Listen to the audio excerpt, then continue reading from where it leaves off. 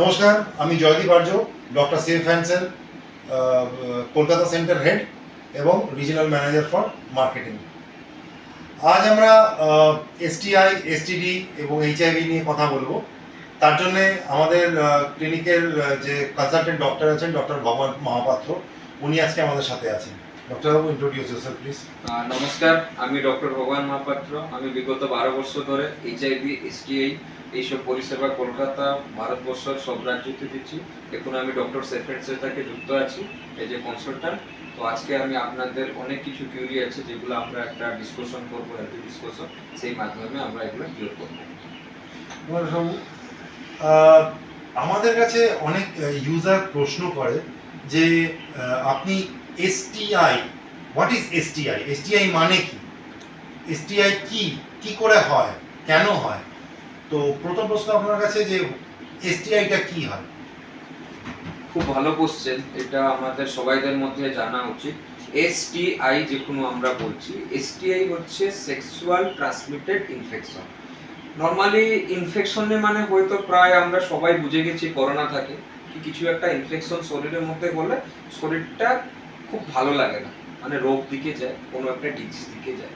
তো এসটিআই যখন আপনার এস অক্ষরে বুঝতে পারছেন সেক্সুয়াল, তার মানে এটা purely through the transmission route যেটা আছে এটা সেক্সুয়াল থ্রোতে একজনের ইনফেক্টেড পারসন থাকে, নন ইনফেক্টেড পারসন যদি আমরা উইদাউট প্রোটেকশন ইউজ করি তখন এটা সেক্সুয়ালি ট্রান্সমিটেড ইনফেকশন হতে পারে। এটা হচ্ছে মেন কারণ। আরো কিছু মাধ্যম আছে যে মাধ্যমে একটা এসটিআই ভাইরাস একজন থেকে আরেকজনের কাছে যেতে পারে। আর সেই মাধ্যমগুলো কি একটু যদি বলেন, এসটিআই কি কিভাবে হতে পারে মানুষের শরীরে, মানে সেক্সুয়ালি ট্রান্সমিটেড ইনফেকশন, এই ইনফেকশনগুলো মানুষের শরীরে কি কিভাবে মানে প্রবেশ করতে পারে, কি করে ঢুকতে পারে? দেখুন, মোটামুটি যখন আমরা এসটিআই এর কথা বলছি, সেক্সুয়ালি ট্রান্সমিটেড ইনফেকশন, যেটা আমি আগের আপনার কোশ্চেনের অ্যানসার দিলাম, বেসিক রুট অফ ট্রান্সমিশন যেটা আছে সেটা আছে through unprotect sexual activity. Second thing আছে কিছু কিছু সময় সেক্সের বিভিন্ন বিভিন্ন প্যাটার্ন আছে। নট কি সবাই আমরা মানে ভাজাইনাল আর পেনাইল সেক্স করি, সেক্সের অন্যান্য মাধ্যম আছে, যেভাবে এখনো খুব চাহিদা হয় ওরাল সেক্স।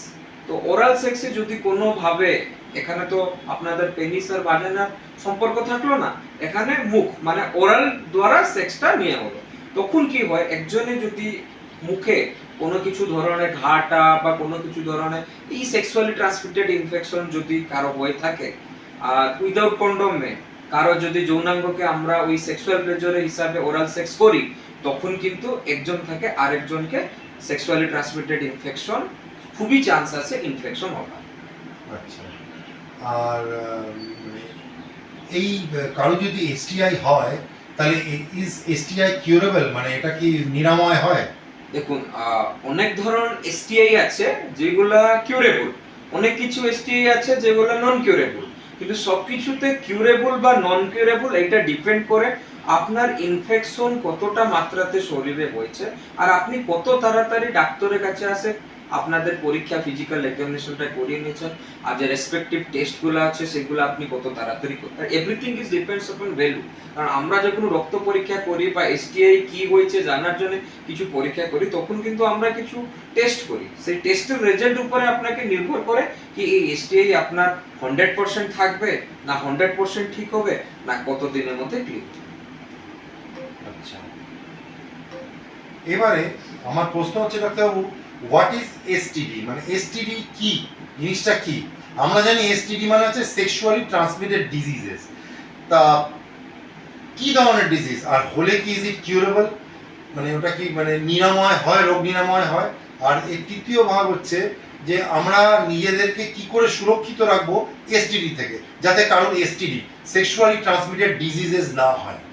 দেখুন, সবকিছু জিনিসে ইনিশিয়ালি আমাদের শরীরের মধ্যে আগে কিছু ভাইরাস ঢুকলে একটা ইনফেকশন হয় নরমালি।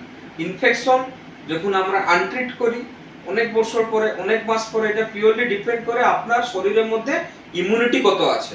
যতক্ষণ ইমিউনিটি লড়াই করতে পারছে ততক্ষণ আপনার মধ্যে ওই ইনফেকশন থেকে যাচ্ছে, but after the some day এই ইনফেকশন কিন্তু ইমিউনিটির উপরে জয় করবে, তখন কি হবে ইনফেকশনটা আপনাদের ডিজিজের মধ্যে পরিণত হয়ে যাবে। যে কোনো এসটিডি ইনফেকশন সেটা এসটিডি ডিজিজ হতে পারে, নো ডাউট। আবার এসটিডি থাকে আমরা কি করে বাঁচে থাকবো, এটার একটাই পরিষ্কার হয়ে আছে, লিমিটেড পার্টনার। যে পার্টনার আমার সেক্সুয়াল পার্টনার আছে, এটা আমরা খুব সীমিত পার্টনার রাখবো, এটা হচ্ছে 1 নম্বর কোর্স। যদি আমার এক থেকে বেশি পার্টনার হচ্ছে, তাহলে সেক্ষেত্রে আমরা 100% ঠিকভাবে কন্ডম ইউজ করব। কিন্তু অনেক সময় কি করে, আমাদের কাছে যে কোনো পেশেন্ট আসে, স্যার আমরা তো কন্ডম ইউজ করছি, তাহলে আমাদের যেমন আপনি একটা এসটিআই বিষয়ে নর্মালি একটা বলছি সাদা স্রাব, তাহলে এই যে সাদা স্রাব ডাক্তারবাবু কি করে হচ্ছে, কারণ সাদা স্রাব আমার একটা ধরনের একটা এসটিআই এর মধ্যে পড়ে। তখন কিন্তু আমরা দেখি কি কন্ডমটা লোক পড়ছে, কিন্তু ঠিক মতো কন্ডম থেকে পড়ছে না। মানে কন্ডমটাকে ঠিক মতো ইউজ করা, সেক্স সময়তে কন্ডমকে কিভাবে আমরা ইউজ করব, কন্ডমে ছিদ্র আছে কিনা, ফাটা আছে কিনা, কন্ডমে লিকেজ আছে কিনা, আমরা হয়তো কন্ডমকে ওইভাবে চেক করছে না। শুধু ডিউরিং সেক্সুয়াল অ্যাক্টিভিটি করতে আমরা আসলাম, আমার জানি কি এসটিআই হবে না বা এইচআইভি হবে না, একটা কন্ডম পড়তে হবে, তো আমরা কন্ডম পরে সেক্সুয়াল অ্যাক্টিভিটিতে ইনভলভ হলাম। বাট আদৌ কি সেই কন্ডমটা আমার সেফ থাকলো? আমি কি সেফ সেক্সুয়াল প্র্যাকটিস করলাম? দেখুন, এটা আছে খুবই একটা আপনাদেরকে ক্লিনিক্যালি ডিসকাশন করতে হবে। আপনাদের যে সেক্সুয়ালি ট্রান্সমিটেড ইনফেকশন দেখেন ডাক্তারবাবু, ওদের সাথেও আপনি কথা বলতে পারেন। মেন আছে আপনাদের কন্ডম ঠিকভাবে ইউজ করতে হবে। প্রত্যেক সেক্সুয়াল অ্যাক্টিভিটিতে একটাই কন্ডম, মানে এক কন্ডম ইউজ হবে। তাহলে কি হবে, আর যদি ঠিকভাবে সুচারুরূপে যদি আপনি কন্ডমটাকে ইউজ করে থাকেন, তাহলে একজনে ইনফেক্টেড পারসন থাকে, আপনাকে এসটিআই হবে না। দ্বিতীয় জিনিস আছে, আমাদের ক্ষেত্রে অনেক কিছু প্রিভেন্টিভ ট্রিটমেন্ট আছে, যেগুলো আপনি আমাদের ক্লিনিকে আসলে। মানে আমার জিজ্ঞাসা ছিল কি এসটিডি কি নিরাময় হয় না আদৌ নিরাময় হয় না? না, এসটিডি নিরাময় হয়ে স্টেজ হিসাবে আছে। যদি এটা খুব ইয়ারলি স্টেজের ডায়াগনোসিস আছে, বা সব রোগের 3টে স্টেজ আছে, তো যদি এটা এক্সট্রিমলি স্টেজ হয়ে গেছে, কারণ এসটিডি দেখুন বলছেন, এসটিডির মধ্যে একটা ডিজিজ আছে, সে হচ্ছে এইচআইভি, তার কিন্তু নিরাময় নেই। ওটাকে আমরা ঔষধ দিয়ে রোগটাকে একটা মানে লিমিট অফ টু স্ট্রেংথ করে রাখতে পারবো, কি যেভাবে আপনি একজন সুস্থ মানুষ সুস্থভাবে কাজ করতে পারবে, কিন্তু 100% নেগেটিভ হবে না। কিছু কিছু এসটিডির মধ্যে রোগ আছে, যেভাবে আমি একটা এক্সাম্পল দিলাম এইচআইভি, এভাবে কিছু কিছু আছে সেগুলো আপনাদের 100% মানে ঔষধ খেয়ে ঠিক হবে না, কিন্তু আপনি সুস্থ মানুষ হিসাবে বাঁচতে পারবেন। অনেক অসুখের নাম আমরা শুনেছি, যেমন গনোরিয়া, ক্লাইমেডিয়া, সিফিলিসিস, এগুলো কি কোনো অসুখ না ইনফেকশন? এগুলা প্রায় তো দেখুন, যখন আমরা গোনেরিয়া বলি, গোনেরিয়া আছে একটা ভাইরাসের নাম, এটা হচ্ছে পজিটিভ অর্গানিজম, মেডিকেল ভাষাতে আমরা বলি পজিটিভ অর্গানিজম। মানে গোনোরিয়ার জন্য যে ইনফেকশনটা হবে, যে আপনার মধ্যে, যে আপনি নরমালি বিং এ পেশেন্ট সবসময় বুঝে রাখবেন, খালি চোখের আমি আমার শরীরে যে জিনিসটাকে দেখতে পাচ্ছি, সেটা আছে আমার ইনফেকশন, পরিষ্কার একদম খুব ক্রিস্টাল ক্লিয়ার ব্যাপার। আর এটা কার জন্য হচ্ছে, সে হচ্ছে এসটিআই ভাইরাসের নাম। যেভাবে গোনেরিয়া আমার আন্ডারে হচ্ছে, সেটা তো আপনি বুঝতে পারবেন না। একজনের ট্রেন ডাক্তারের কাছে আসবেন, আপনার পরীক্ষা হবে, তখন আপনি বুঝতে পারবেন কি সেটা গোনেরিয়া বা না। তো নরমালি আপনি কি দেখবেন, একটা সাদা স্রাব আসছে, যখন আমি ইউরিন যাচ্ছি, ফ্রিকুয়েন্ট ইউরিন হচ্ছে, একটা আমার মানে পেনিসের টপ থেকে কিছু একটা সাদা বা কিছু একটা কলারলেসের ডিসচার্জ বেরোচ্ছে, আপনি যেটা দেখতে পারলেন সেটা হচ্ছে ইনফেকশন। আমি যেটা দেখবো, যেটা বুঝবো, সেটা আছে কি, এই যে পজিটিভ অর্গানিজম, যে গনোরিয়ার জন্য প্রায় তো আমরা অনেকই কোষ থাকে সাদা স্রাবের, বাট বেসিক্যালি 90% সাদা স্রাব হয় গনোরিয়ার জন্য। তো আমরা বলি কি গনোরিয়া আছে পজিটিভ অর্গানিজম, এর জন্য যে ইনফেকশনটা আছে, সাদা স্রাব যেটা বললাম white discharge, that is a infection. এই আছে ইনফেকশন আর এর মধ্যে তফাৎ। অনেক ইউজার বা পেশেন্টস যারা আসেন তারা বলেন যে ইচিং sensation, whether it's in male organ, whether it's in female organ, তো মানে এই ইচিংটা যে হয়, চুলকায় যে, এটা কি কোনো ইনফেকশন না ডিজিজ? দেখুন, যেটা আমার অনেক সময় এই ইচিং সিমটমস নিয়ে ক্লিনিকে পেশেন্ট আসে, অনেক কিছু কারণ হতে পারে। ধরে রাখুন এটা ওয়ান কাইন্ড অফ ইনফেকশন, ওটা কোনো কিন্তু ডিজিজ না, কিন্তু এই ইচিং হতে হতে আপনার শরীরের মধ্যে কোনো একটা বিরাট চেঞ্জেস হয়ে গেল, সেটা কিন্তু বলা হবে তখন ডিজিজ। ইনফেকশনে অনেক কারণ হতে পারে, whether it is STI or not, it will be confirmed by a trained doctor. আচ্ছা, তাহলে তো আমাকে একটা মানে এইবারে প্রশ্ন হচ্ছে, নিজেদের আমরা কি করে সুরক্ষিত রাখবো এই এসটিআই বা এসটিডি থেকে? আপনি তো একটা বললেন যে সর্বপ্রথম জিনিস হচ্ছে একটু মানে কন্ডম ইউজ করা, দেখে ইউজ করা, এবং একটা কন্ডম একবারই ইউজ করা, ডেফিনেটলি একটা কন্ডম একবারই ইউজ করা যায়, যা মানে মার্কেটে যা আছে এখন। তো কন্ডম তো একটা ফ্যাক্টর গেল, এছাড়াও লোকে নানান রকম ভাবে আমাদের কাছে এসে জিজ্ঞাসা করে যে আমি সেলুনে গেছিলাম চুল কাটতে, আমার কেটে গেছে, আমার কি এইচআইভি হতে পারে বা আমার এসটিআই বা এসটিডি হতে পারে, এই বিষয়ে আপনি কি বলবেন ডাক্তারবাবু? দেখুন, এসটিআই একটাই মাধ্যম আছে, থ্রু দ্য সেক্সুয়াল ইন্টারাক্ট এটা একজন থাকে আরেকজনকে ট্রান্সমিশন করে, এটা পিওরলি। এর মধ্যে কিছু প্যাটার্ন আছে, যেভাবে আমি আপনাকে বললাম ওরাল সেক্স বা আনাল সেক্স এভরিথিং এগুলা হয়।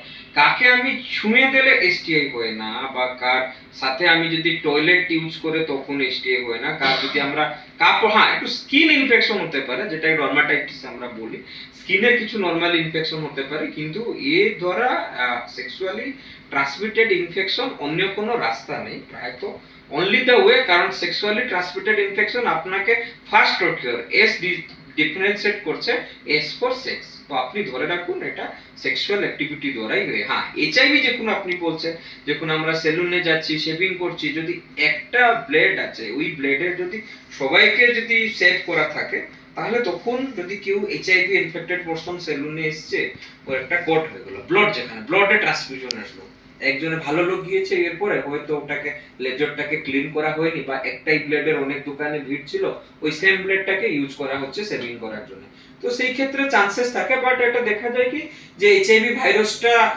ছিল যে ব্লেডের মধ্যে, সেটা কত স্ট্রেংথ আছে ওটার উপরে ডিপেন্ড করে কি ওটা আগে ওটা সার্ভাইভ করবে কি না করবে।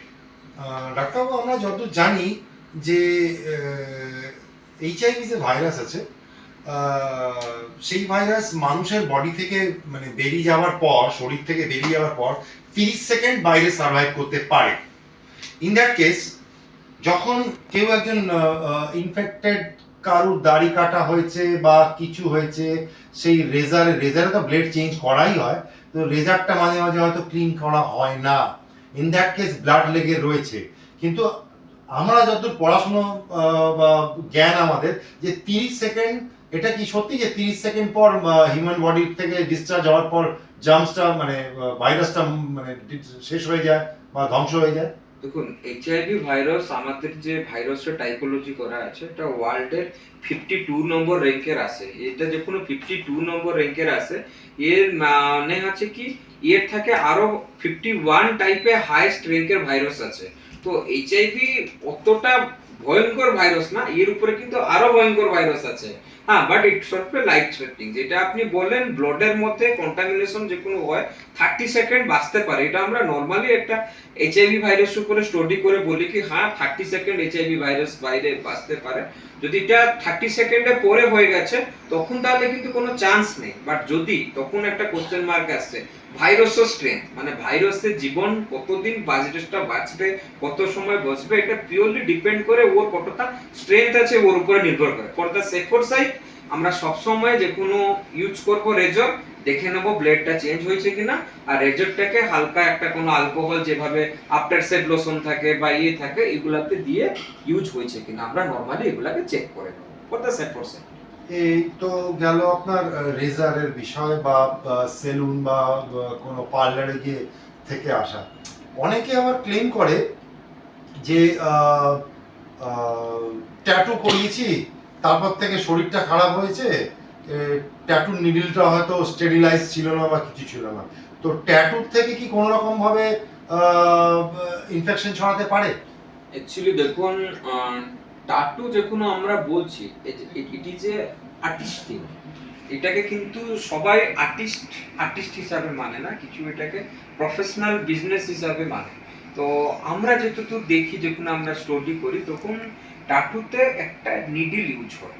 সেই নিডল কিন্তু শুধু একটা বার আপনাকে ফুটো করে না, মানে একটা টাটু চিত্র যখন আপনার শরীরের মধ্যে বানাতে হয়, নিডলটা কিন্তু আপনার বডিতে অনেকবার প্রিক হয়। তো অনেকবার প্রিক হওয়ার পরে নিডলের ভিতরে কিন্তু কিছু না কিছু ব্লাড থাকে, যে অনেকেই আছে কি খুব প্রফেশনালি হাইজিনিক মেইনটেইন করে টাটু আর্টিস্ট, বা যেটা আমরা বলি প্রফেশনাল টাটু আর্টিস্ট, ওরা কিন্তু পর শটের একটা একটা করে যে কোনো টাটু বানাতে হয়, এভরি শটের ওরা নিডলটাকে চেঞ্জ করে। কিন্তু অনেকেই আছে কি নিডলটাকে চেঞ্জ করে না। অনেক সস্তা ট্যাটু হয়, যেগুলো স্পেশালি মেলা ফেলাতে হয়, খুব সস্তা ট্যাটু বানায়, তাদের হয়তো নিডল চেঞ্জ করার প্রবৃত্তিটা থাকে না। কিন্তু বড় বড় এখন ট্যাটু পার্লার হয়ে গেছে, যেখানে ওরা খুব মানে হাইলি হাইজিন মেনটেন করে, সেখান থেকে হয়তো হয় না। কিন্তু এই তো গেল ট্যাটু।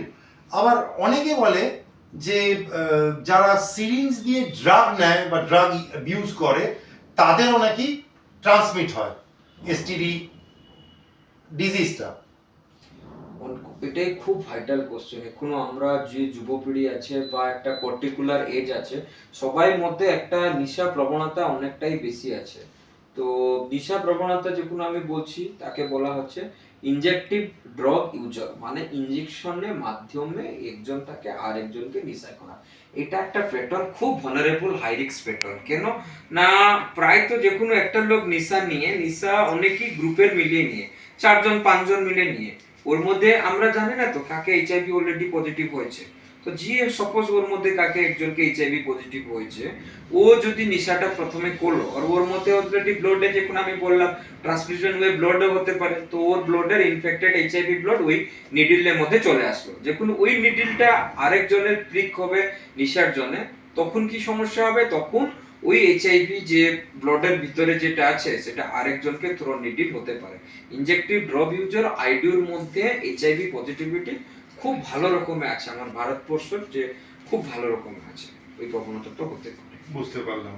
তাহলে আপনি আমাদের এবারে একটা কথা বলুন যে আপনি ইনফেকশনের কথা বলেছিলেন, সব কিছুর দিক থেকেই টু প্র্যাকটিস সেফ সেক্স, সুরক্ষিত যৌনক্রিয়া। ঠিক আছে। আর এবার একটা আপনি কথা বলুন, এই এসটিআই বা এসটিডির কমন সিমটমস কি কি হয়? নরমালি দেখুন, মেল আর ফিমেলে কখন কখন ডিফারেন্ট সিমটম আসে। তো 3-4টা আমি আপনাকে থম রুল সিমটমস বলছি, যেই সিমটমস যদি কোনো, আগে আমি মেল কথা বলে দিই তারপরে ফিমেল দিকে আসবো। মেলের মধ্যে পরিস্রা জ্বালা পোড়া হওয়া, ইউরিনেশনের সময় পেনিসে উপরের দিকে হো বা মাঝখানে দিকে হো কিছু একটা সময় ব্যথা হওয়া, যে কোনো ধরনের স্রাব, সাদা স্রাব, যে কোনো ধরনের ডিসচার্জ, ওটা মিল কালার হতে পারে, ওটা একদম কালারলেস হতে পারে, যে কোনো ধরনের আপনার সাদা স্রাব বা হোয়াইট ডিসচার্জ যদি হয়, এটা একটা হতে পারে। জেনিটাল এরিয়া বা আনাল এরিয়াতে আশেপাশে যদি কোনো ব্লিস্টার বা ঘা যদি হয়, এইভাবে যদি আপনি কিছু দেখেন। আর আপনার খাস করে জেনিটাল হো বা বডিতে হো, কিছু কিছু সময় কি ছোট ছোট করে গোল গোল রেডনেস করে দাগ দাগ মতো হয়ে যায়, কখনো ওটা খুব পেইনফুল হয়, কখনো ওটা একদম পেলনেস হয়। এইসব আছে আমাদের কি মেল একজনের পুরুষে যদি এইসব সিমটমস গুলো দেখা হয়, তাহলে আমরা সাসপেক্ট করতে পারি কি এসটিআই। যে এইসব হচ্ছে মানে না কি আপনাকে 100% এসটিআই হয়েছে। সেই জন্য ডিফারেন্সিয়েট করার জন্য আপনাকে এখানে ডাক্তারের কাছে, একজনের ট্রেন ডাক্তারের কাছে আসতে হবে, কিছু আপনার রক্ত পরীক্ষা হবে বা কিছু আপনার সোয়াব স্যাম্পল নেওয়া হবে, তখন বোঝা যাবে আপনার মধ্যে যে সিমটমসটা হয়েছে ওটা এসটিআই কিনা। এবার ফিমেলের মধ্যে, মহিলার মধ্যে কি হয় না, মহিলার মধ্যে ওই সাদা স্রাব, ঋতুস্রাব যেটা আছে, ঋতুস্রাব ঠিক মতো না হওয়া, তলিপেট ব্যথা, লোয়ার অ্যাবডোমেন পেন, এটাও একটা সিমটমস। কখন থেকে আনালতে ঘা বা ওয়াট হয়ে যাওয়া, ভাজাইনাল আশেপাশে ঘা বা ওয়াট হয়ে যাওয়া, এগুলা সব আছে ফিমেলদের মধ্যে সিমটমস। প্রায় তো মেল ফিমেলের সিমটমস গুলো একই রকম থাকে, তো কিছু মেলের চেঞ্জেস থাকে, কিছু ফিমেলের চেঞ্জেস থাকে। তো এই সিমটমস গুলো যদি আপনার মধ্যে কোনোভাবে দেখা যাচ্ছে, তো আপনারা একটা সেক্সুয়ালি ট্রান্সমিটেড ইনফেকশন ক্লিনিকে এসে আপনি এগুলোকে ট্রেন ডক্টরের কাছে যাঞ্চ করতে পারেন। ঠিক আছে ডাক্তারবাবু, আপনাকে সময় দেওয়ার জন্য অনেক ধন্যবাদ। এবারে আমার যেটা বলার রয়েছে যে আমরা doctor safe hands, Salt Lake sector 5-এ আমরা অবস্থিত। আমাদের নাম্বার হচ্ছে 9013260360। এটা আমাদের হোয়াটসঅ্যাপ নাম্বার। আপনারা দরকার পড়লে আমাদের কলও করতে পারেন, হোয়াটসঅ্যাপ কল, হোয়াটসঅ্যাপ মেসেজ বা নর্মাল কলে কথা বলতে পারেন। আমাদের সঙ্গে আমাদের এক্সপিরিয়েন্স ডক্টর ভগবান মহাপাত্র রয়েছেন। উনি আপনাদের সব রকম প্রশ্নের জবাব দেবেন। কোনো রকম যদি আপনাদের কোনো রকম শারীরিকভাবে যৌন স্বাস্থ্যর দিক থেকে কোনো কিছু খারাপ মনে হয় বা কোনো দিকে কোনো রকম শরীরের বিরুদ্ধে কোনো অস্বস্তি হয়, তাহলে আপনারা আমাদের সাথে সত্ত্বর যোগাযোগ করতে পারেন। আর সবসময় মনে রাখবেন, সুস্থ থাকবেন, ভালো থাকবেন এবং সেফ সেক্স প্র্যাকটিস করবেন। জয় হিন্দ, বন্দে মাতরম, নমস্কার।